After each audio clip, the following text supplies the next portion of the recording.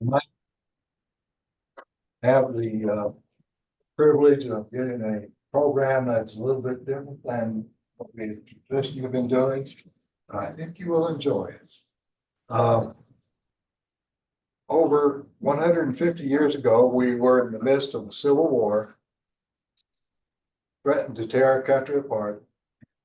To help us reflect on that time, David Mallory will combine his love of music and his interest in the American Civil War to evoke memories of the war between the states. David has had a lifelong interest in the Civil War. His first years of formal education were at Robert E. Lee Elementary School in Petersburg, Virginia. His family would often picnic on the grounds of Petersburg National Military Park. Later, David began reading about the war. He hiked military trails at Shiloh and Vicksburg with his Boy Scout troop.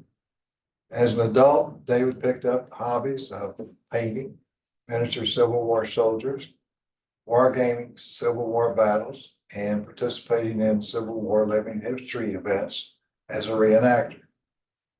Along with his wife, Carol, David has visited Civil War battlefields all over the country, from Virginia and Pennsylvania in the east to New Mexico in the far west. In many states in between. David has been active in Toastmasters International for years and has been involved in many community and church drama productions. He served as a vocalist on the worship team at his church, leading congregational singing. Today, David combines his love of singing and his interest in the Civil War in his presentation, Music of the Civil War. Please help welcome David Mallory.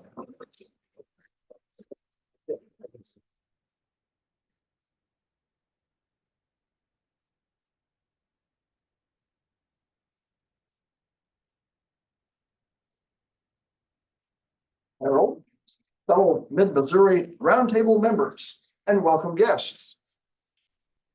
History can be thought of as the collective memories of a people. There are many ways to research and categorize these memories so that they can be recalled later. Genealogists trace bloodlines of individuals following family trees to identify not only the roots but the branches.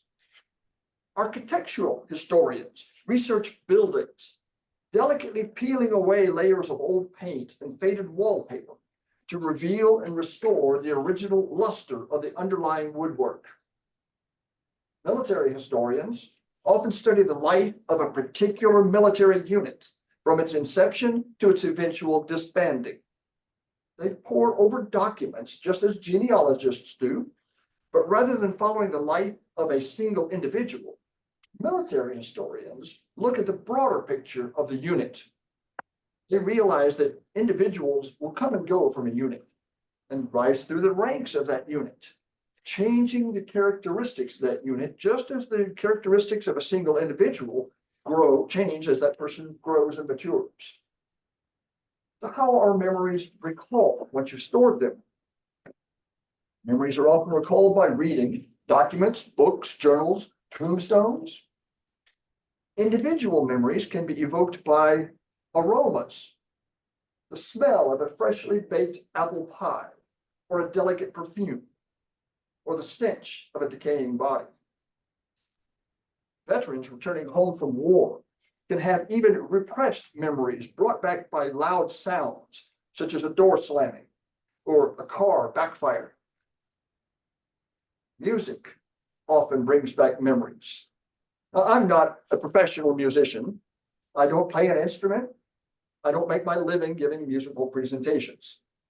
I'm here today in the guise of a simple soldier, sharing some of the music that came to mean so much during the conflict that we now know as the American Civil War. Nope, I'm not.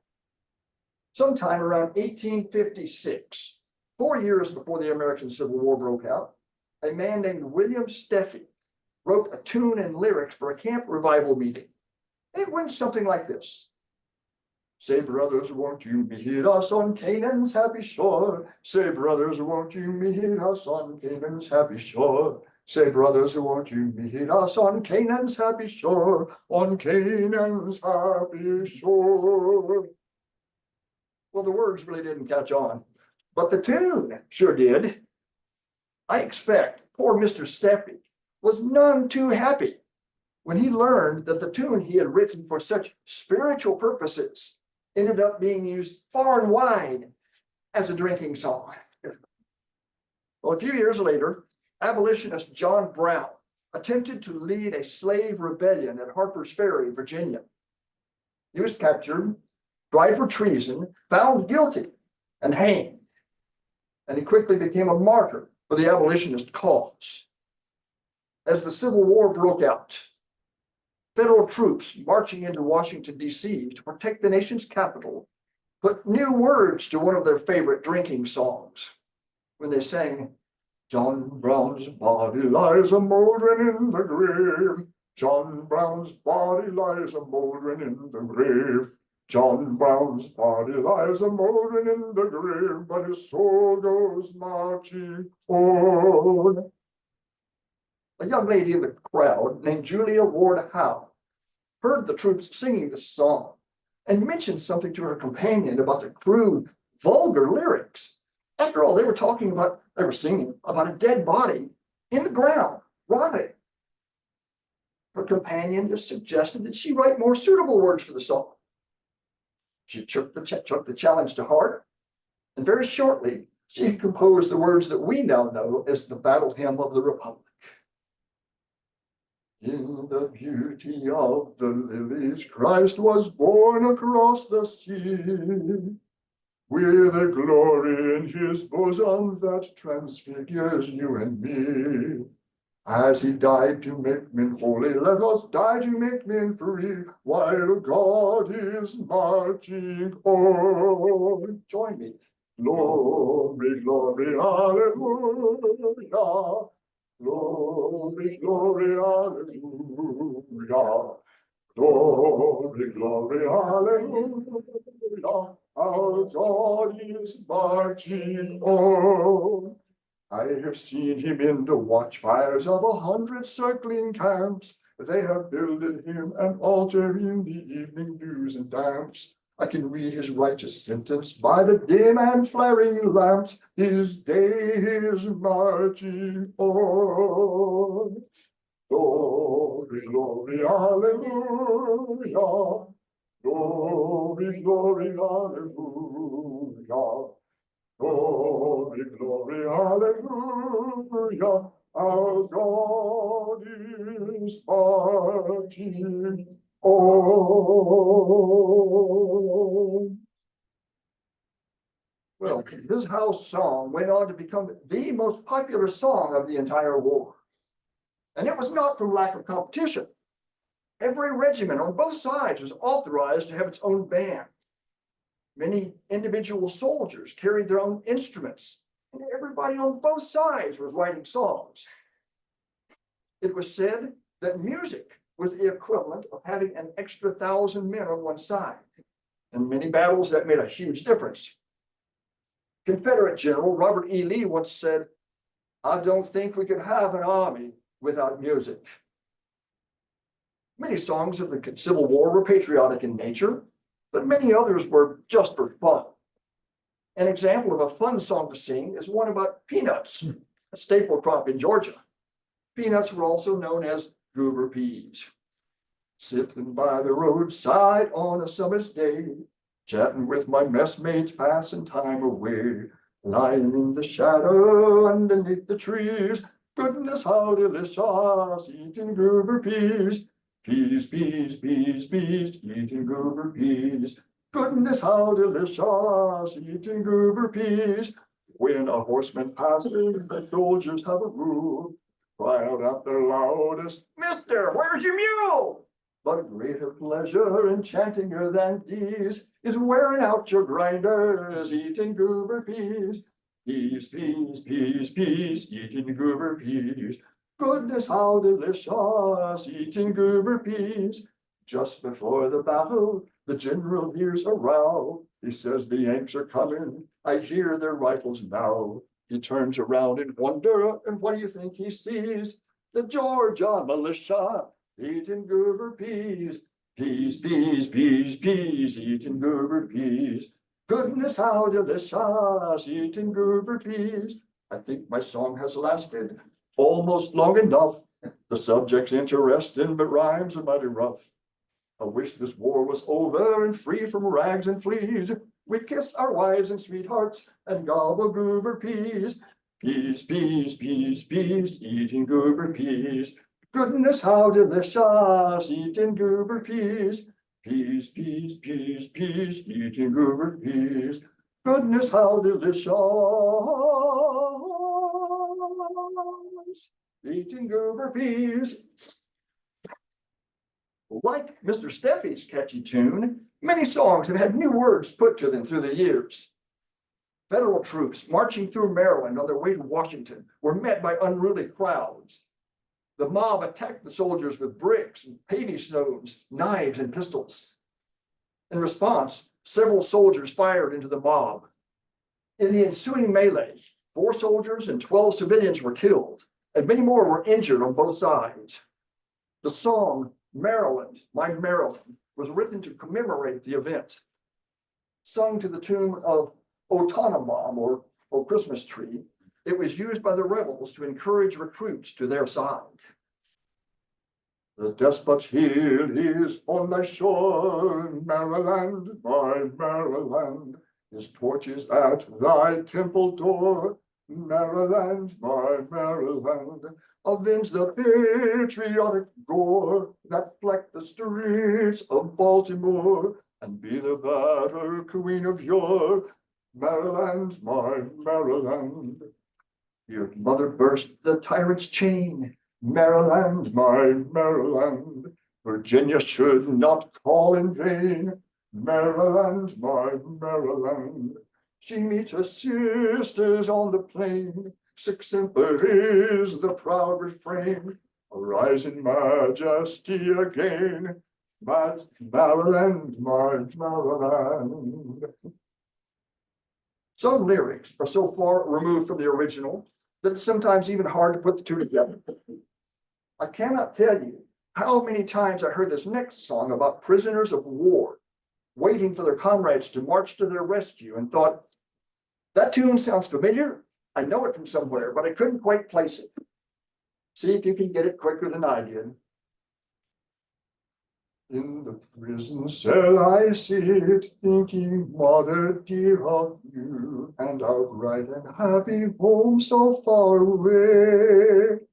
And the tears, they fill my eyes, spite of all that I can do, though I try to cheer my comrades and be gay. Tramp, tramp, tramp, the boys are marching.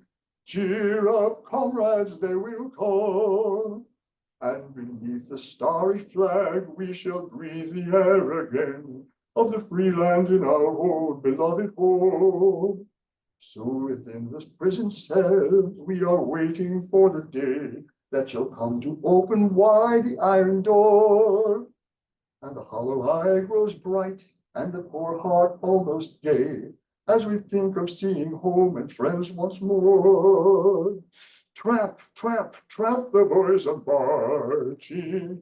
Cheer up, comrades, they will come. And beneath the starry flag, we shall breathe the air again of the free land in our own beloved home. How many of you recognize the tune? All right, I'll sing a few words of it in the version you might be more familiar with. Jesus loves the little children. Yeah, when I got it, I'm like, oh, duh. It's fun. We read of tremendous battles, and they seem to be happening all the time in your readings in the books. The truth is, large battles in any one region were usually several months apart. The days in between, in camp, were often long and boring. Boredom can lead to loneliness, and loneliness to yearning for home. Songs of romance, like this one, became very popular. Oh, ne'er shall I forget the night the stars were bright above me and gently lent their silvery light when first you vowed to love me. But now I'm bound to Brighton camp, King, kind heaven, then pray guide me and send me safely home again to the girl I've left behind me. I've read that General Robert E. Lee prohibited the bands of the Army of Northern Virginia from playing this next song because he thought it encouraged the soldiers to desert.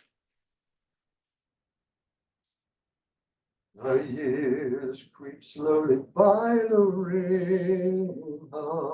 The snow is on the grass again. The sun's low down the sky, Lorena.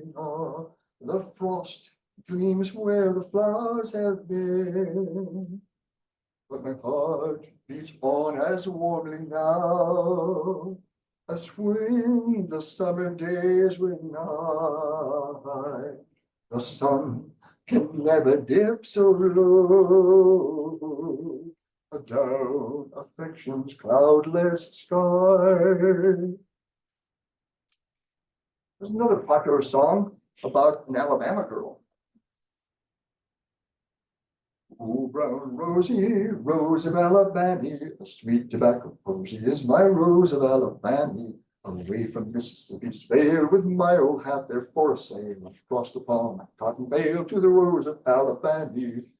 I landed on the far sand bank, I sat upon a hollow plank, and there I made banjo twink for the rose of Alabama. Oh, brown Rosie, rose of Alabama, a sweet tobacco posy is my rose of Alabama. Sweet tobacco posy is my rose of Alabama. And of course, there's this classic about a girl from Texas. There's a yellow rose in Texas that I am going to see. No other soldier knows her, no soldier, only me. She cried so when I left her, it almost broke my heart. And if I ever find her, we never more will part. She's the sweetest rose of color the soldier ever knew. Her eyes are bright as diamonds, they sparkle like the dew. You may talk about your Clementine and sing of Rosalie, but the yellow rose of Texas beats the bells of Tennessee. Sometimes soldiers were in the service so long that they became enamored with their own generals. That might lead to revised lyrics, such as these, sung by soldiers late in the war who were in the Confederate Army of Tennessee. Oh, my feet are torn and bloody, and my heart is full of woe. I'm going back to Georgia to find my Uncle Joe. You may talk about your Beauregard and sing of Bobby Lee, but the gallant hood of Texas, he played hell in Tennessee. In the Old Testament of the Bible, the Israelites were instructed that every 7 years was to be a Sabbath year, a year of rest. Fields were to be left unplowed. And every seventh Sabbath year was to be followed by a year of celebration called the year of Jubilee. In that year, all slaves were to be set free. Well, during the Civil War, when word began circulating among the slaves that they were to be set free, based on a proclamation from President Abraham Lincoln, they thought a biblical prophecy was being fulfilled. First, they whispered about the coming year of Jubilee. Then they spoke of it openly. And finally, they sang about it. And their words were echoed throughout the land in songs such as this one about federal soldiers marching through Georgia. Bring the good old bugle, boys, we'll sing another song. Sing it with a spirit that will start the world along. Sing it like we used to sing it, 50,000 strong. While we were marching through Georgia, hurrah, hurrah, we bring the Jubilee. Hurrah, hurrah, the flag that makes you free. So we sang the chorus from Atlanta to the sea. While we were marching through Georgia. Yes, and there were Union men who wept with joyful tears when they saw the honored flag they had not seen in years. Hardly could they be restrained from breaking forth in cheers while we were marching through Georgia. Hurrah, hurrah, we bring the Jubilee. Hurrah, hurrah, the flag that makes you free. So we sang the chorus from Atlanta to the sea while we were marching through Georgia. So we made a thoroughfare for freedom and her train, 60 miles in latitude, 300 to the main. Treason fled before us, for resistance was in vain while we were marching through Georgia. Soldiers face death every day. They understand, in a way most civilians never do, just how fragile life can be. A lot of times they deal with this by poking fun at themselves, at each other, at the enemy, at their own officers, you name it. Sometimes this joking comes in the form of songs. Soldiers in the Civil War were no different.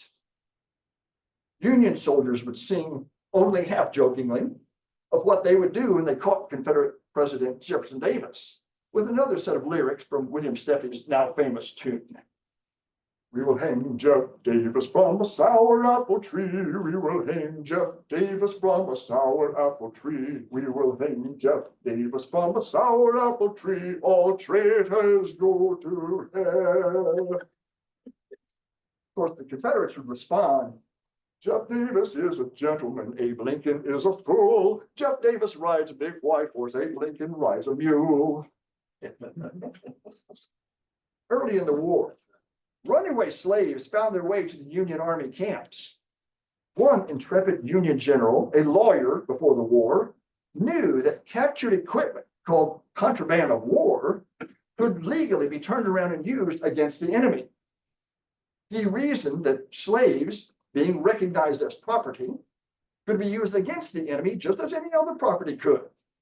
He labeled these runaway slaves as contrabands of war and put them to work digging trenches. This nomenclature caught on, and for the rest of the war, freed slaves were often called contrabands.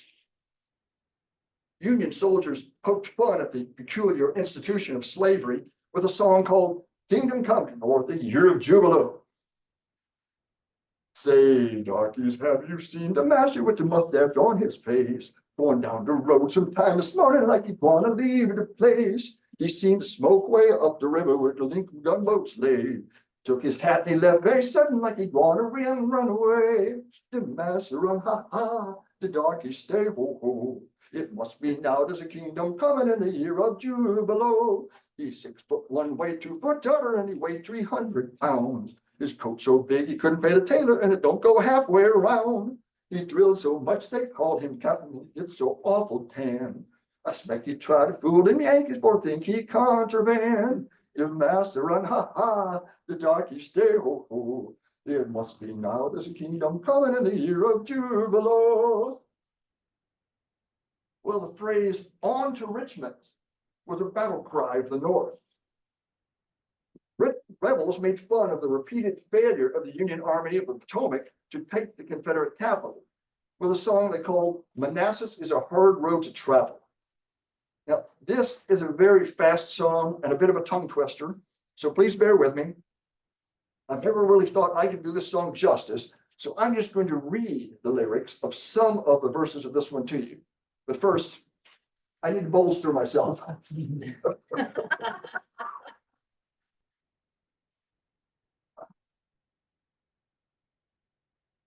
Okay, here we go. Would you like to hear my song? I'm afraid it's rather long, of the famous "On to Richmond" double trouble, of a half a dozen trips and half a dozen slips, and the very latest bursting of the bubble. 'Tis pretty hard to sing, and like a round, round ring, 'tis a dreadful knotty puzzle to unravel. Though all the papers swore when we touched Virginia's shore that Richmond was a hard road to travel. So pull off your overcoat, roll up your sleeve, for Richmond is a hard road to travel. Yes, pull off your overcoat and roll up your sleeve, for Richmond is a hard road to travel, I believe. Verse McDowell, bold and gay, set forth the shortest way by Manassas in the pleasant summer weather, but unfortunately ran on a stone wall, foolish man, and had a rocky journey altogether.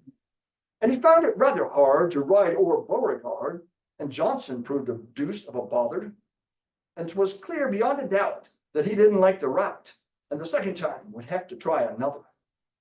So pull up your overcoat, you roll up your sleeves. Manassas is a hard road to travel. Manassas gave us fits and Bull Run made us grieve. For Richmond is a hard road to travel, I believe. Then McDowell followed soon with both spade and balloon to try the peninsula approaches. But one and all agreed that his best rate of speed was no faster than the slowest of slow coaches. Instead of easy ground, at Williamsburg he found a long street, indeed, nothing shorter, and it put him in the dumps that spades wasn't trumps, and the hills you couldn't level as he was ordered. So pull off your overcoat, roll up your sleeve, for Longstreet is a hard road to travel. Lay down the shovel and throw away the spade, for Richmond is a hard road to travel, I'm afraid. Last of all, brave Burnside, with his pontoon bridges tried, a road no one had thought of before him, with 200,000 men for the rebel slaughter pen, and their blessed Union flag waving o'er him. But he met a fire like hell, of canister and shell, that mowed down his men with great slaughter. 'Twas a shocking sight to view, that second Waterloo, and the river ran with more blood than with water. So pull up your overcoat, roll up your sleeve. Rappahannock is a hard road to travel. Burnside got in a trap, which caused for him to grieve, for Richmond is a hard road to travel, I believe. We are very much perplexed to know who is the next to command the next Richmond expedition. For the capital must blaze, and that in 90 days, and Jeff and his men sent to perdition. We'll take that cursed town, and then we'll burn it down, and plunder and hang each cursed rebel. Yet the contraband was right when they told us they would fight. Oh yes, massa, they will fight like the devil. So pull off your overcoat, roll up your sleeve, for Richmond is a hard road to travel.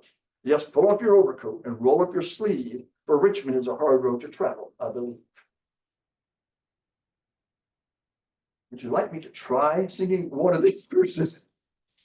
I'm going to sing the verse as fast as I can, but realize I have heard it sung faster. So imagine a banjo banging around in support in the background. Would you like to hear my song? I'm afraid it's rather long, of the famous Under Richmond Double Trouble, of the half a dozen trips and the half a dozen slips and the very latest bursting of the bubble. It's really hard to sing, and like a round ring, 'tis a dreadful knotty puzzle to unravel. Though all the papers swore when we touched Virginia shore that Richmond was a hard road to travel. So pull up your overcoat and roll up your sleeve. Richmond is a hard road to travel. Yes, roll to roll. Pull up your overcoat and roll up your sleeve. Richmond is a hard road to travel, I believe. That is another break. They're gonna make these openings bigger. George F. Root was one of the most prolific songwriters of the war.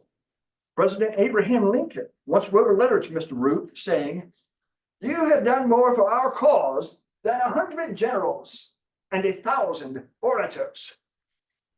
Coming from an orator of Mr. Lincoln's stature, that was high praise indeed. Mr. Root wrote the Tramp, Tramp, Tramp song you heard earlier. Here's another rousing song of his. Oh, we'll rally around the flag, boys, we'll rally once again, shouting the battle cry of freedom. We will rally from the hillside, we'll gather from the plain, shouting the battle cry of freedom. The Union forever, hurrah, boys, hurrah. Down with the traitor and up with the star. We will rally around the flag, boys, rally once again, shouting the battle cry of freedom. We are springing to the call of our brothers gone before, shouting the battle cry of freedom. We are springing, we will fill the vacant ranks with 1,000,000 freemen more, shouting the battle cry of freedom. After the fall harvest, farmers from the upper Midwest states, where we are now, they would build rafts called flatboats, load their harvest on these rafts, and float them downriver to New Orleans. Now, in those days, local banks printed their own currency.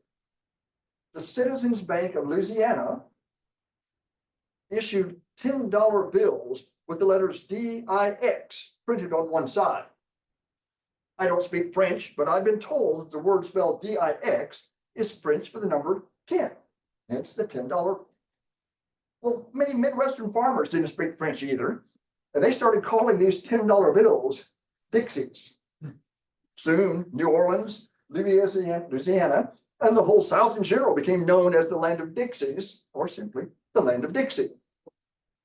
By the time these northern farmers got their rafts built, floated down the river, winter was fast approaching. By the time they headed back home, I expect some of them were longing for the warmth of southern Louisiana as they sang the words of this song along the way. Oh, I wish I was in the land of cotton, old times there are not forgotten. Look away, look away, look away to Dixie's land. In Dixieland where I was born in early on one frosty morning. Look away, look away, look away to Dixie's land. Oh, I wish I was in Dixie, away, away. In Dixie's land I'll take my stand to live and die in Dixie, away, away, away down south in Dixie, away, away, away down south in Dixie. The irony is, the words of this song are usually attributed to Ohio-born Daniel Emmett. Now, I have heard that Mr. Emmett was not a fan of states' rights or of secession, and that he was quite distressed when the people of the Confederacy adopted his song as their unofficial national anthem. What can you do? Musical duels between the two sides were common. The night before the Battle of Stones River, bands from both sides dueled with separate songs until both sides started playing Home Sweet Home, at which time the soldiers on both sides started singing together as one. A very similar situation happened in Fredericksburg, Virginia, in the winter of 1862-63. On a cold afternoon, the Union band started playing Northern patriotic tunes. A Southern band across the river responded by playing Southern patriotic tunes. And this back and forth continued well into the night, until at the end, both sides played Home Sweet Home simultaneously to the cheers of both sides. Home Sweet Home was one of those sad songs that made the boys and the men yearn for the war to be over. Here's another George Root song that made everyone think of home. Just before the battle, mother, I am thinking most of you. Wide upon the field we're watching, with the enemy in view.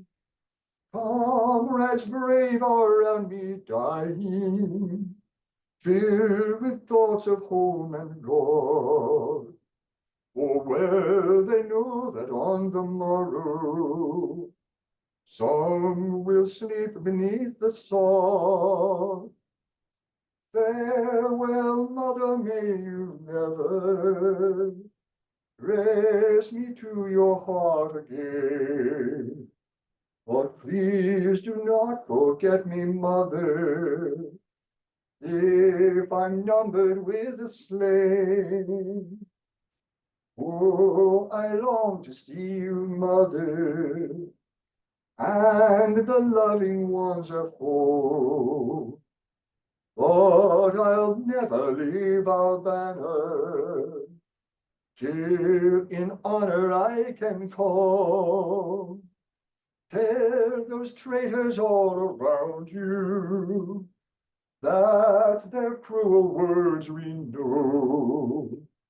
In every battle kill our soldiers by the help they give the foe.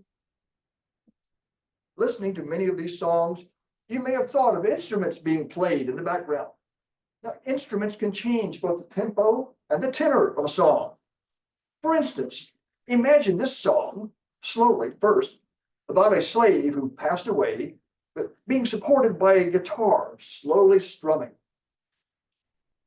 The poor old slave has gone to rest.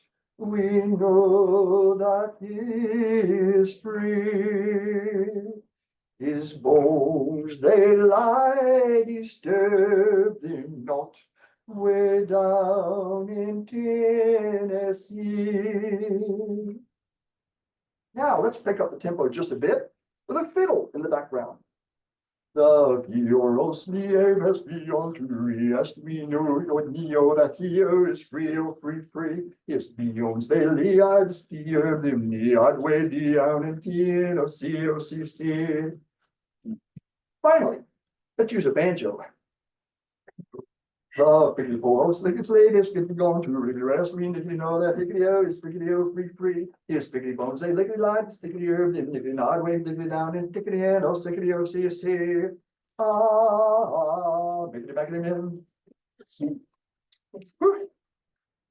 I think it's appropriate that I end with another George Root favorite. We shall meet, but we shall miss him. There will be one vacant chair. We shall linger to caress him while we breathe our evening prayer. When a year ago we gathered, joy was in his mild blue eye. But a golden cord is severed, and our hopes in ruin lie. We shall meet, but we shall miss him. There will be one vacant chair. We shall linger to caress him when we breathe our evening prayer. At our fireside, sad and lonely, often will the bosom swell at remembrance of the story, how our noble Willie fell, how he strove to bear our banner through the thickest of the fight, and uphold our country's honor in the strength of manhood's night. We shall meet, but we shall miss him. There will be one vacant chair. We shall linger to caress him when we breathe our evening prayer. Well, thank you all for allowing me this little stroll down memory lane with you.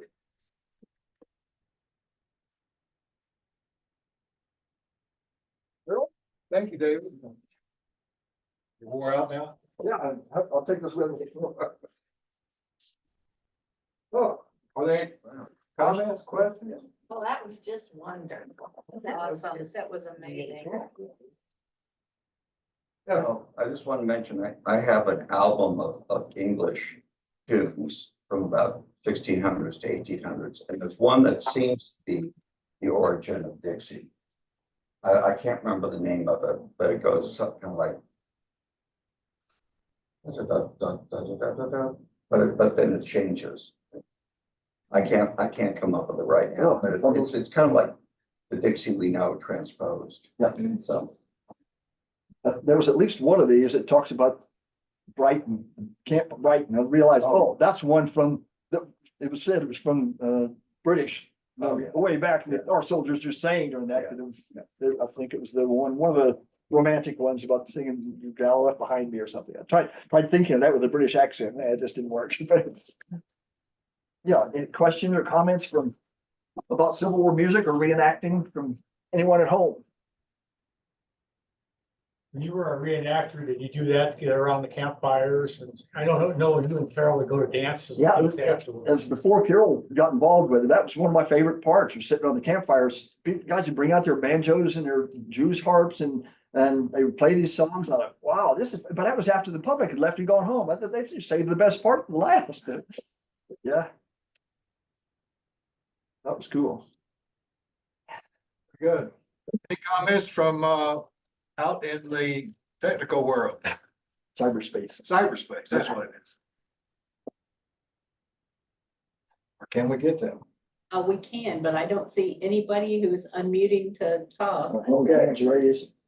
I have a question. What's in that flask you've been hitting? Ice cold refrigerator water.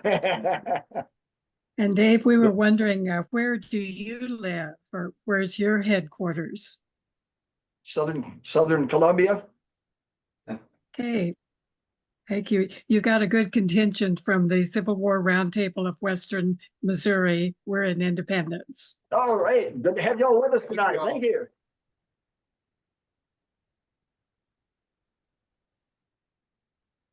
Okay. More question? Oh, You play with some reenactors who do, or sing with some reenactors who do play banjo? Just around the campfire. That's unfortunate. I don't know the words well enough. That's right. I go look at it. That I've heard guys sing that Hard Road to Travel with a banjo without, they're just sitting in front of the campfire singing that thing. Wow, I got there too late one time. They were just finishing it up. Or maybe they'd already sung it. I said, I want to hear that one. They said, we've already sang that tonight. I said, just do it again. They said, you can't do that one twice in one night. Sorry, Mel. Okay. I have a comment out of left field as usual. I heard a recent modern Civil War song. It's called "The Sticks That Make Thunder." It's kind of a weird song, but it's about a tree watching a Civil War battle happen. And of course, the sticks refer to, that part of a musket that comes from the tree. And when I first heard it, it just brought tears to my eyes. It's a very, very, very strange song called The Sticks That Make Thunder. Look it up.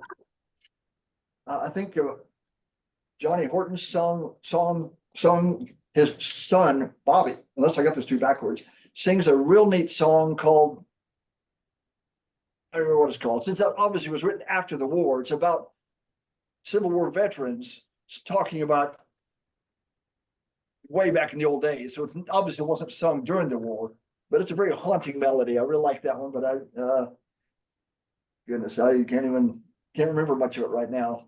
So I try not to include it in this. As much as I like it, it's like that kind of song. It's after the fact where it's just weird enough. It's neat for us to listen to it, but it wouldn't have been sung at a Civil War campfires. I thought Dixie was written, because it was a minstrel show song before the Civil War began. But who do they claim? I think it's one of those that is often attributed to Daniel Emmett. It may have been written by someone else. I think it's one of those that don't really know. I don't know if he didn't copyright it or what, but most people apparently claim that he's the one that wrote it. But there are other people who say it came from someone else. And the nice thing about doing this kind of presentation is that there are all kinds of different versions of all these songs. So if you mess up a word here or there, nobody knows. Although I did mess up one word. I said dying, I should have said lying. But Maryland, My Maryland is still the state song, but they've changed the words. Oh, have they? Same thing like my old.